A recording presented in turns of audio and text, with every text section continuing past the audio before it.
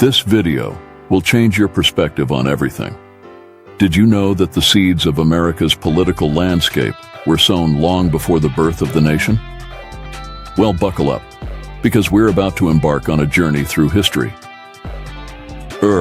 Old man Gino, the wise wanderer, is at home relaxing on his couch, but let's not dwell on that.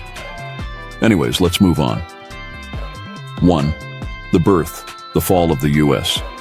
began in the late 19th century. But wait, what? That's not what you were expecting, right? The American Revolution wasn't sparked by just one incident. It was more like a simmering pot of discontent. The colonists, bless their rebel hearts, believed they deserved all the rights of Englishmen, but had no voice in the British Parliament. Talk about taxation without representation. Now, onto those pesky taxes and trade restrictions. The British decided to fund their war debts from the French and Indian War by sticking it to the colonies with taxes like the infamous Stamp Act and Tea Act. Oh, and let's not forget the Intolerable Acts. Seriously, who names these things? 2. Resistance and rebellion. As if that weren't enough, the British wanted to tighten the reins on colonial governments. But the colonists weren't having it. They organized themselves into groups like the Sons of Liberty and the Continental Congress. Tensions boiled over, leading to events like the Boston Massacre and the battles of Lexington and Concord. Tea and paper taxes, just the tip of the iceberg. 3. The bigger picture. So why did the colonists really rebel? It wasn't just about a 3% tax on tea and paper. No, they had a laundry list of grievances and dreams for freedom. The American Revolution was a culmination of pent-up frustration and aspirations for self-governance. Now let's fast forward a bit to when the ink was still wet on the Constitution. 4. The party's just getting started. The Founding Fathers, bless their powdered wigs, didn't see political parties coming. They thought politics would be all rational and kumbaya. But hey, people are people, right?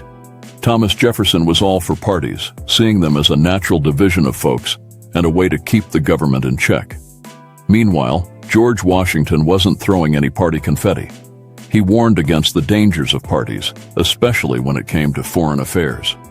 5. The Jefferson-Hamilton Showdown. The first two political parties in America emerged from the clash of titans, Thomas Jefferson and Alexander Hamilton.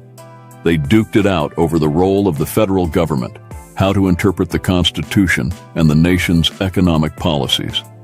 Jefferson rallied the Democratic Republicans, ancestor of today's Democrats, championing states' rights, farmers, and a strict constitution.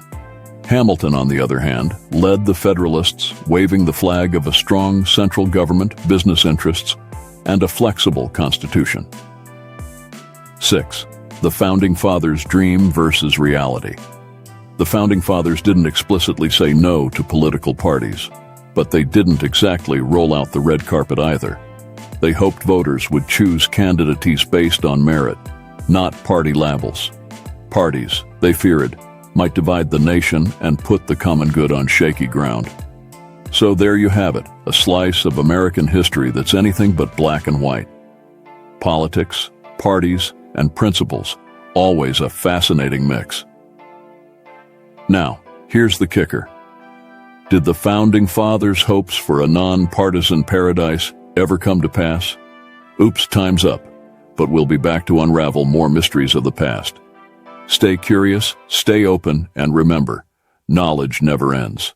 See you soon, and have fun.